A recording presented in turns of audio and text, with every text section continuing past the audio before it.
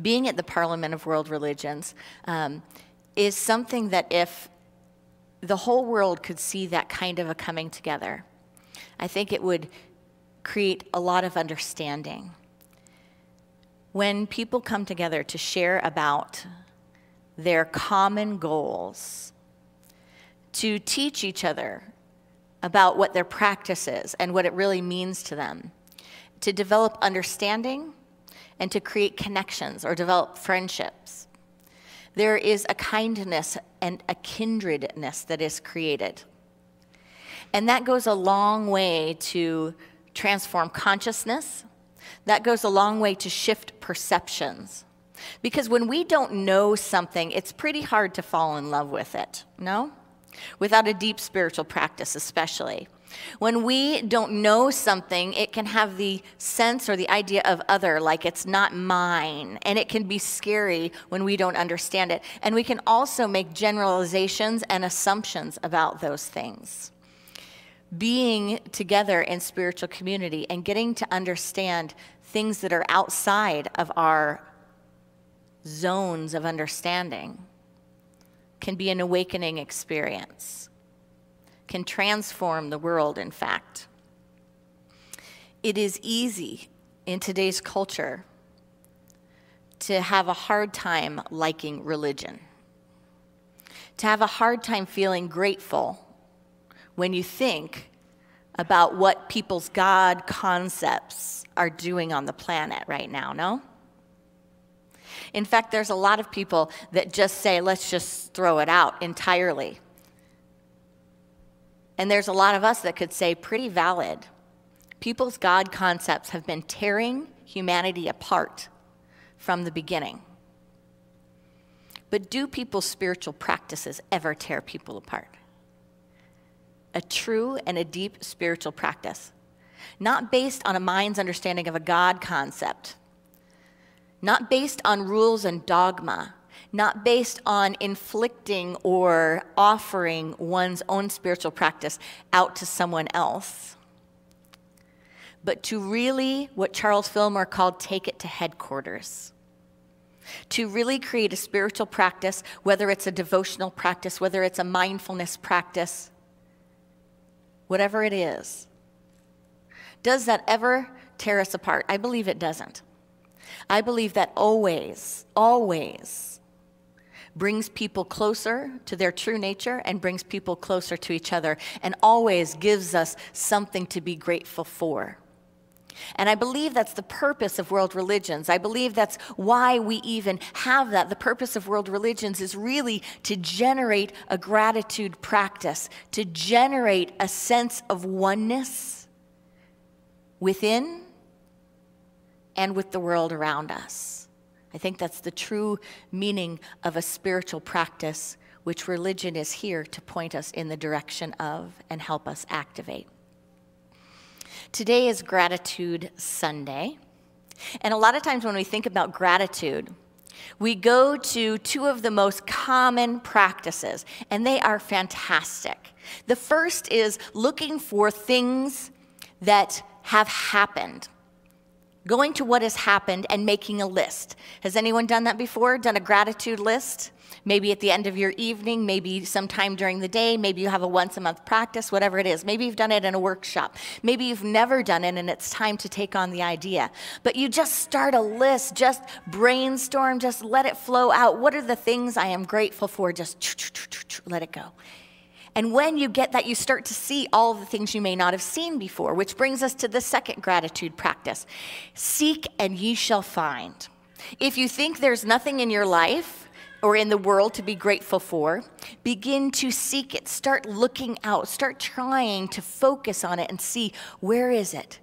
Where could I claim the good? Where could I call out the good? Where can I start training my mind to see the good that's already there? The good that's happened. Some people feel like it's a little more of hide and seek than seek and find. It's a little like the game Waldo. Where's Waldo? And sometimes like those art images where you're supposed to stare at the image long enough, you know, you stare at all these dots and all this kind of artistic nonsense to the point where all of a sudden it starts to come out at you and meet you, and you see some amazing image, some amazing piece of artwork that you didn't see before.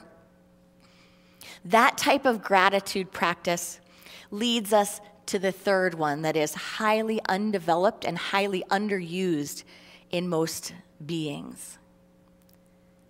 It's a practice that is about developing a skill. Because spiritual practice is about developing skill sets. It's about like education for your soul. A soul that, of course, really needs no education. But how can I get good at it? How can I not just wait for everything to happen to me, but how can I develop a skill set? So the third gratitude practice has to do with a skill set around gratitude. Now, first I want to talk about the problem with the other two forms. Not that they're not great to use, but the problem with the other two forms is that the first one looks at things that have happened that you're aware of. You know, it's like what you do with bedtime with a child. Let's think of everyone we're grateful for. It's all the things you're already aware of. The second practice has to do with looking for things. Show me the things that I'm ignoring. Show me the things that I'm not seeing. Show me the things that are right before my face, right? So it has to do with awareness and waking up to what is already there. So you're training your mind. And you actually do train your brain to see and think differently. Show me so that I can experience the fullness of these. The problem with those two forms and stopping there is that when life gets hard, gratitude gets going, as in out the door. So what kind of practice would shift that so that when gratitude gets hard, gratitude gets going? See, if we're waiting for things to happen for us to engage in gratitude, we're missing the mark. When a life circumstance changes, and one day we were living life, we were just going along, and we were feeling grateful. We were great with gratitude 1 and 2. And then all of a sudden, there's a diagnosis. All of a sudden, there's a war. All of a sudden, there's hatred being spewed to the left of me and to the right of me. All of a sudden, there's divisiveness. All of a sudden, there's something depressing to look at. All of a sudden, my life that I thought I knew fell apart. All of a sudden, my job's gone, my bank account's empty, whatever it is. All of a sudden, these things that I was trained to look for or to acknowledge have shifted. Then I am left out in the cold. Then I am feeling like I have a loss. Then I am starting to look around to the world around me, and I'm starting to really feel how others have the things I want. Or I'm starting to feel the absence of what made me feel whole, happy, and holy. If the only gratitude I know is reflective gratitude, then I am waiting for happiness to happen in order to feel it. But can we shift and take the journey from gratitude being something that I feel when I feel good? So feel good gratitude, right? Can I move from feel-good gratitude to generative gratitude? The third gratitude practice. Is it possible that gratitude is a skill? And even beyond a skill, that gratitude links us to our greatest power, our power to co-create. And that, in fact, we need nothing to activate it. We need nothing to utilize it. We need nothing to feel it. Nothing needs to happen. Is that a big release? So if you find yourself in bed at night and your gratitude list is empty, if you find your mind in the sewer and you're like, I just can't get it out right now because this sucks. I just can't lift it out right now. I can't get it out. I can't look out around me and call this good. I just can't find it in me to do that. Then we can step into the third and the deepest, most profound practice, which is generating gratitude, using gratitude as a generative faculty. There is a book on baby brains that I was checking out, and the author, I can't remember, I think it's John Medina, but I can't remember, because what happened this morning is I took my notes for my sermon, and I always take my notes and I move them from one place on my iPad and I move them to my computer. And I did an update on my computer that I thought was all done, but it wasn't. So when I got up this morning, you know when your computer just sits there frozen? It just sat there frozen for a lot of the morning. And so the little link where I can shift my stuff wasn't working. And so I sat down and I got over that and I stopped trying and I opened a new Word document and I retyped everything in, because that's part of, my process is taking notes and then forgetting about them. And I retyped everything in. And then when I went to hit print, it goes ploop, ploop.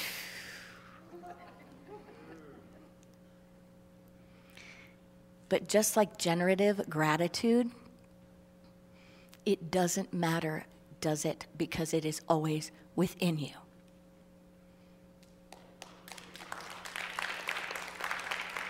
It doesn't matter because it's something that you know by heart. It is something that you know, that when you forget about the false layers of being, when you forget about the illusions, when you forget about all of what the world trains us and teaches us to think about how we can feel good, we move from the power of a gratitude that does bless to a gratitude that generates.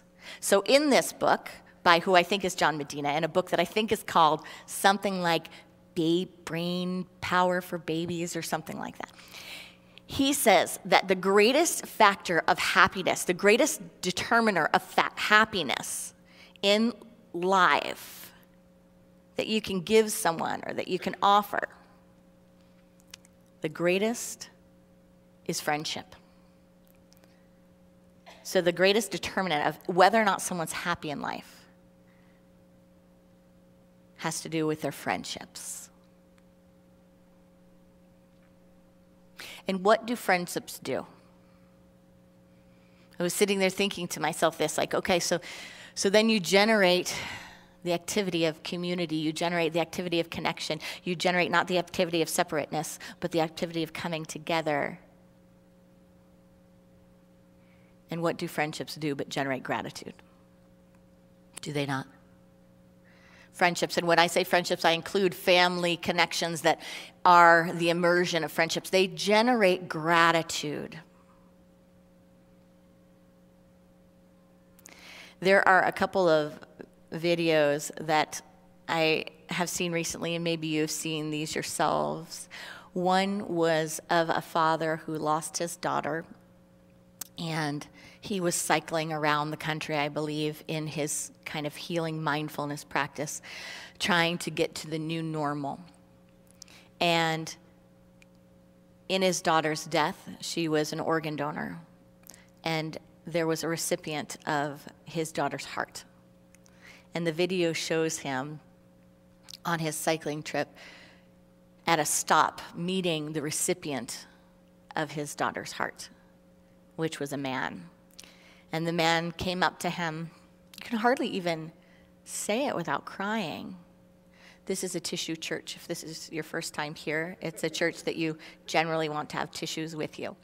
So he goes up to the young man that received his daughter's heart, which is beating in his chest.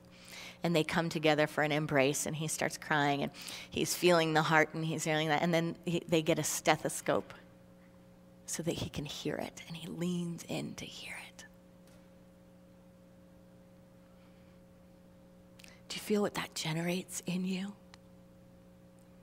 Do you feel something kind of expand? It's just not dull anymore. It's not dry. It's like pressing out. It's like vibratory. It's alive. For me, it's full of tears as well. It's not just like la happiness, like really good things just happened in the world, really good things just happened to me. I'm singing a ice cream truck song, gratitude. It is a deep, it is a gut-wrenching, it is a conflicted, it is a full immersion in the human and spiritual experience of gratitude that I'm like bleeding, and God, even in this, there is a generation of gratitude. Gratitude is being generated in this moment. There's another video I saw. It's going to bring even more blubbering. If you're not blubbering with me, that's okay. It could just be me. A friend just sent it to me this week. And it shows this baby, and it says that this baby's mother died at birth. And the family donated her heart. And it shows in the video, it says, watch for the man in the black shirt. That is the recipient of the mother's heart. And it shows this little baby, and it's crying kind of inconsolably, right? Here we go. It's crying inconsolably, and they bring all these beautiful people out to hold that baby and to love that baby, and that baby is just going, and they're all trying to make sounds and coo and love on that baby. And they keep passing it to the next person and passing it to the next person and passing it to the next person. And then comes the man with the black shirt that received the mother's heart. And I don't even care if someone finds this on Snopes and it's not true. It's so beautiful. And he holds that baby, and that baby just is crying for a little bit, and the baby looks up, and then the baby just starts to get peace and leans in. And the baby calms down. And he puts the baby up against the heart, and the baby's just like looking, and the baby starts smiling, and the baby starts interacting, and he starts holding the baby's hands. And there's peace. Again, gratitude. Gratitude that doesn't have to be caused by something amazing happening in your life, something that just happened to you, some great list of how many people I have that love me, or how many things that if I lost them, I would be sad and I should really be appreciating them. But gratitude that's generative, gratitude that you can feel press out of your cells. The power of gratitude as a practice. We all are sitting on an iceberg as far as the potential that we carry under the water, ready to be lifted up and shared. What can we do to generate gratitude? How can we be a force field for generating gratitude for others? For causing others to have a reason to be grateful, for causing others to have a list that is unending, for causing others to see things that are right in front of their eyes, but they're missing their hearts, and for causing others to join us in the mission of generating a world that works for all and a world that inspires gratitude. Namaste.